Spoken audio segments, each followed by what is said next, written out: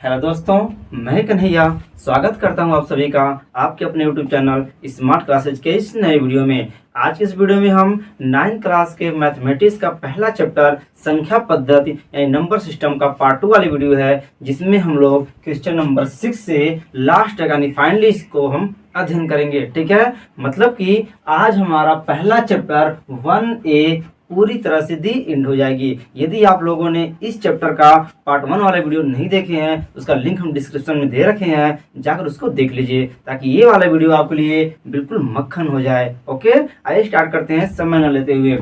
तो question number 6 हमारा क्या कह रहा है? कह रहा है कि P प्लस क्यू और P माइनस क्यू का योगात्मक प्रतिलोम लिखिए। तो आप लोगों को मैंने पार्ट 1 वाले वीडियो में बहुत अच्छे से बताया था योगात्मक प्रतिलोम क्या होता है और गुणात्मक प्रतिलोम क्या होता है। ठीक है, तो बहुत सिंपल सी बात है, कहेंगे P प्लस क्यू का कौन सा योगात्मक प्रतिलोम। बहुत सिंपल सी बात है भाई। योगात्मक में मतलब यही होता है कि प्लस का माइनस कर देते हैं और माइनस का प्लस कर देते हैं। ये क्या आगे प्लस है ना, इसका हो जाएगा फटाक से क्या माइनस P प्लस क्यू हो जाएगा, यानी आगे हमको बस माइनस लगा देना है। यही हमारा क्या होगा, योगात्मक प्रतिलोम हो गया।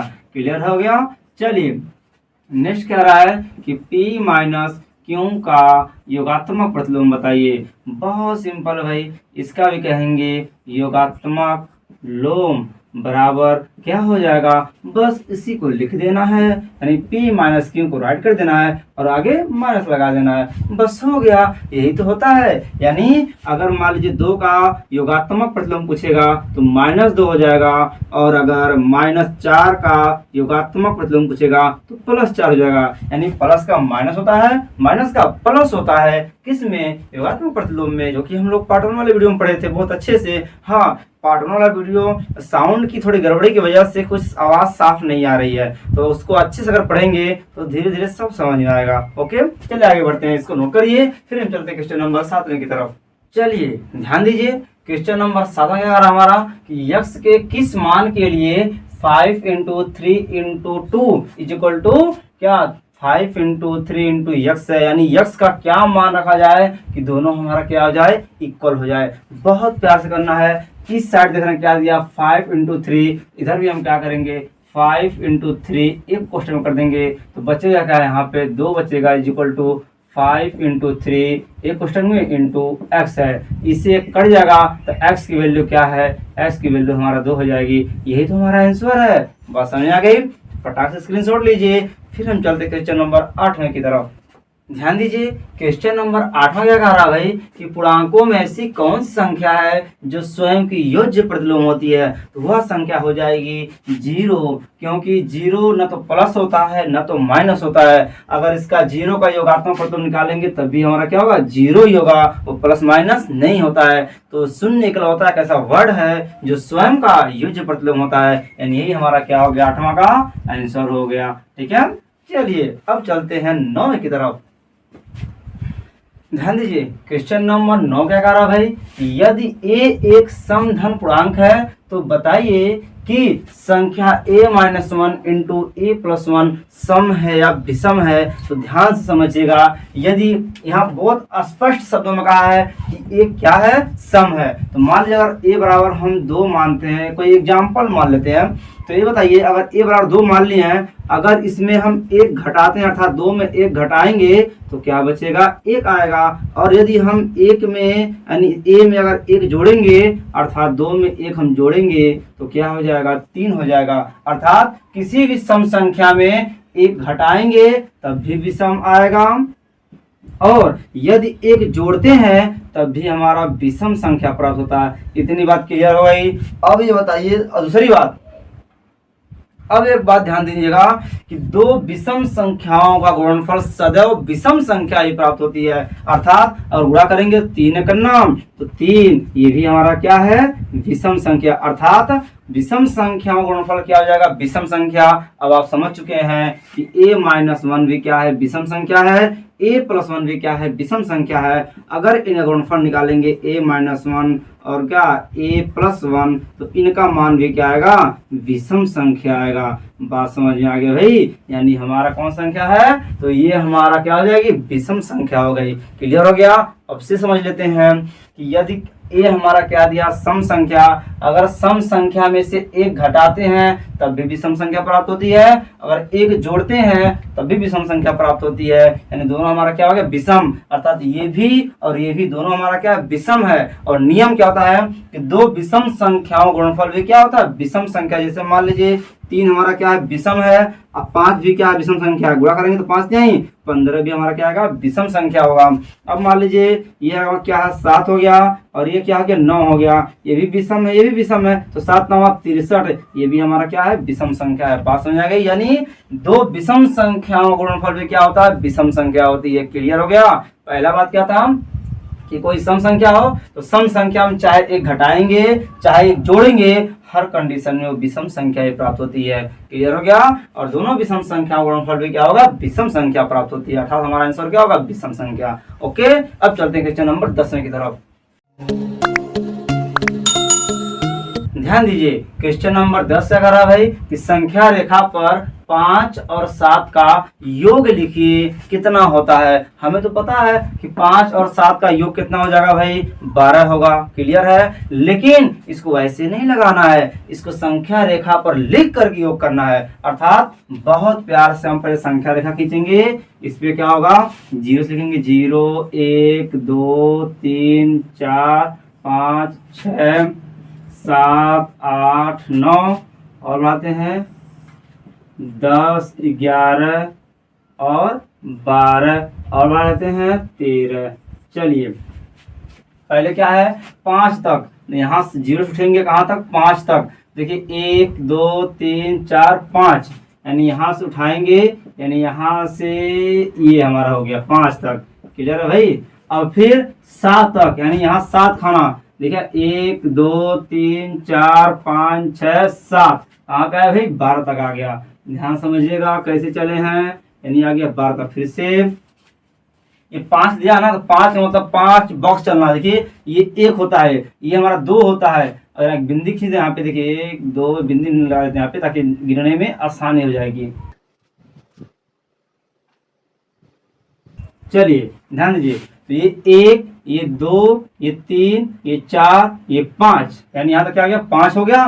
फिर 7 कर रहा है, तो 1 2 3 4 5 6 7, यानी हमारा क्या हो गया 7, तो कहाँ भी गया भाई, 12 आ गया, अर्थात ये 5 हो गया और प्लस ये हमारा 7 हो गया, बराबर कितना आ गया हमारा, 12 आ गया। अर्थात कहेंगे अतः, क्या कहेंगे, अतः 5 + 7 इक्वल टू क्या हो गया, 12 हो गया। यही हमारा क्या है, आंसर हो गया। क्लियर हो गया। फटाक से स्क्रीनशॉट लीजिए। फिर चलते हैं क्वेश्चन नंबर 11 की तरफ। चलिए ध्यान दीजिए, क्वेश्चन नंबर 10 से कह रहा भाई, इसमें 3 क्वेश्चन है और बताना है कि कौन सा कथन सत्य है कौन सा असत्य है, तर्क दे करके। ठीक है, तो पहला कह रहा है कि 2 धन अभाज्य पूर्णांकों का गुणन सदैव अभाज्य होता है, तो ये गलत, सरासर गलत है। पूछे क्यों, ध्यान समझिएगा कि 2 धन अभाज्य, मान लिया भाई कि दोनों अभाज्य क्या हो गया, पहला 5 हो गया और दूसरा 7 हो गया, तो इनका गुणा करेंगे तो 7 बच्चे क्या हो जाएगा हमारा, 35 होगा। गुणा करेंगे तो हो जाएगा भाई कि 5 × 7 इक्वल टू क्या होगा, 35 होगा। तो 35 देखिए भाई 3 से कटेगा, 7 से कटेगा, खुद से कटेगा, यानी खुद के सिवाय किसी और से भी कट जा रही है, इसलिए अब क्या हो गया, भाज्य हो गया, अभाज्य नहीं होगा। तो इसमें क्या कर रहा है कि 2 धन अभाज्य पूर्णांकों का गुणनफल क्या कर रहा है, सदैव अभाज्य का है, इसलिए क्या हो गया, गलत हो गया, क्योंकि अभाज्य नहीं क्या होता है, भाज्य होता है। क्लियर है। चलिए क्वेश्चन नंबर दूसरा क्या कर रहा भाई, तो पहला हमारा क्या हो गया, असत्य हो जाएगा, यानी असत्य लिख देंगे यहाँ पर, ये हमारा असत्य है। क्लियर है। चलिए आगे बढ़ते हैं।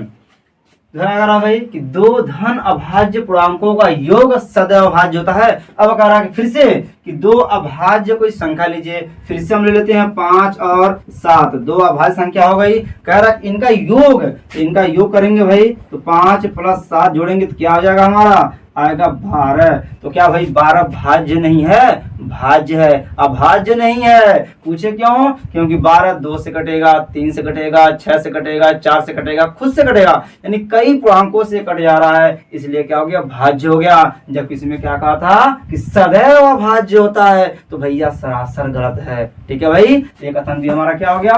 असत्य हो गया। कोई समस्या भाई समझ में आ रही है? यानी क्या हो गया?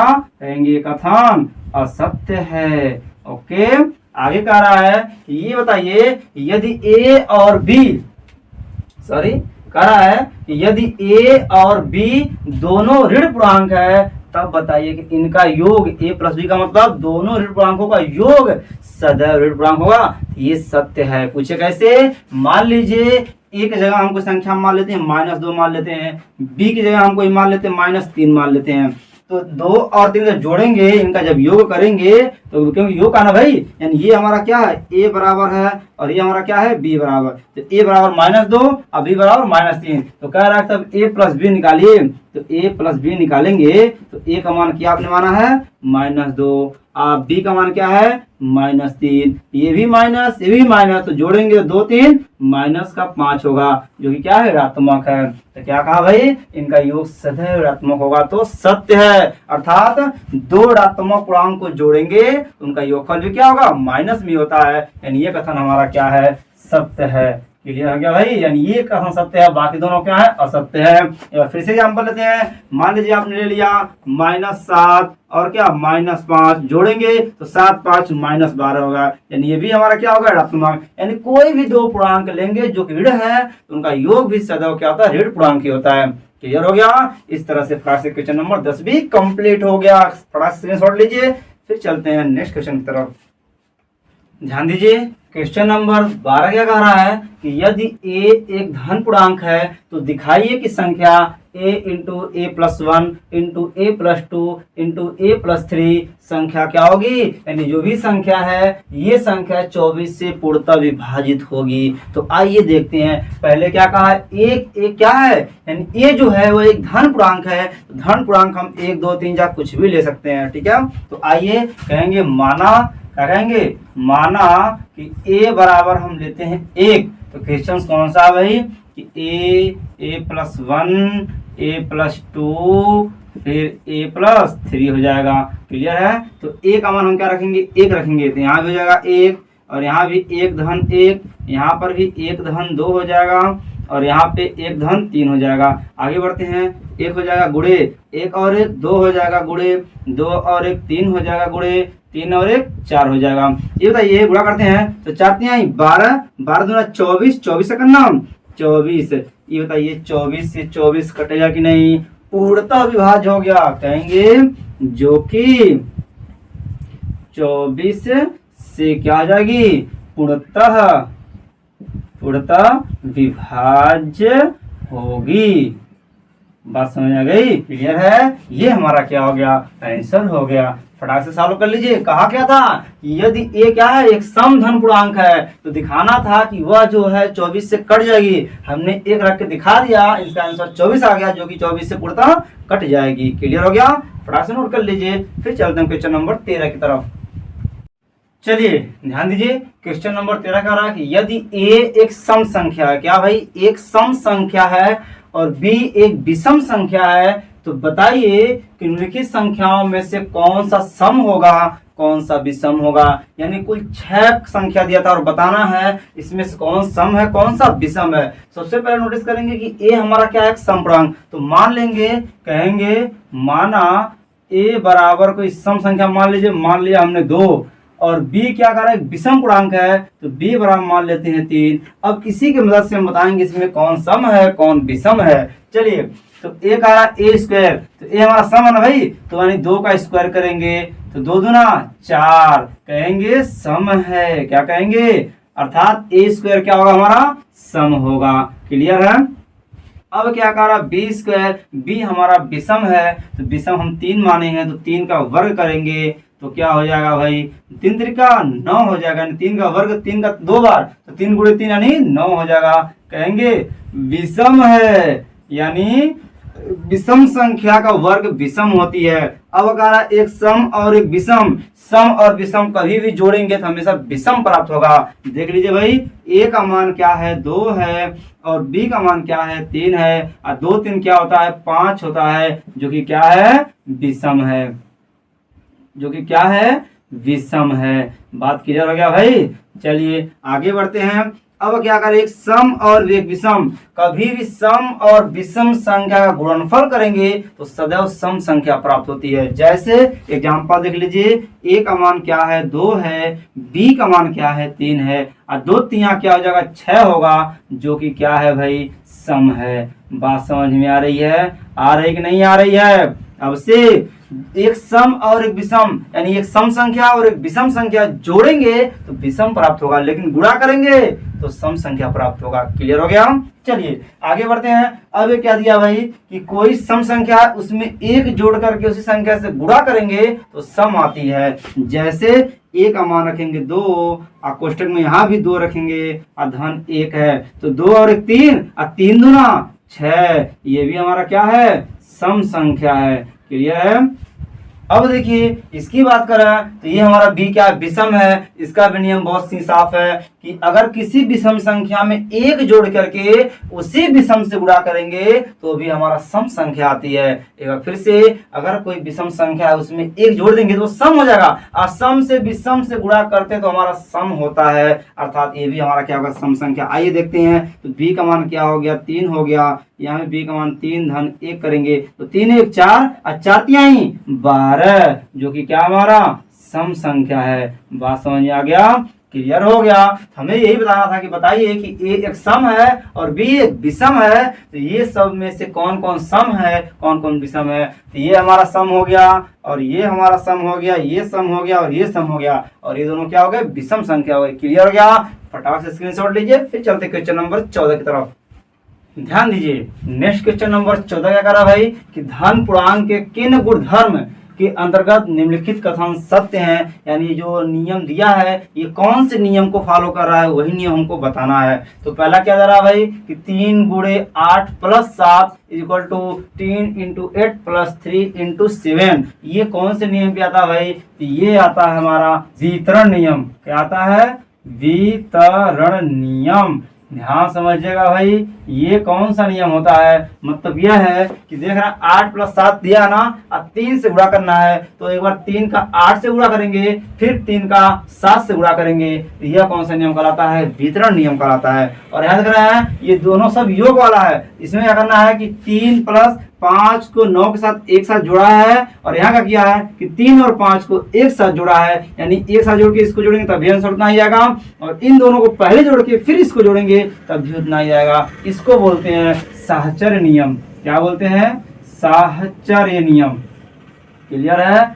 आगे बढ़ते हैं। तो नेक्स्ट हमारा क्या आ रहा है कि 3 × 2 और 2 × 3, यानी 3 दूना 6 2 3 6, यानी क्रम को उल्टा किया गया है। इसको बोलते हैं क्रम विनिमय। दोनों बराबर आएगा। इसको बोलते हैं क्या क्रम विनिमय नियम, यानी क्रम को ही बदल दिया गया है तो क्रम विनिमय हो जाता है। क्रम विनिमय नियम के अंतर्गत ये आता है। क्लियर हो गया।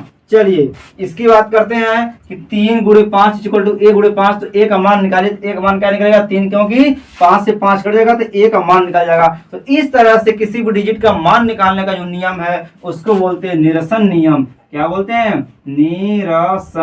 निरसन नियम। बात क्लियर हो गया भाई, हो गया।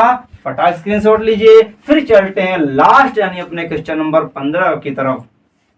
चलिए ध्यान दीजिए।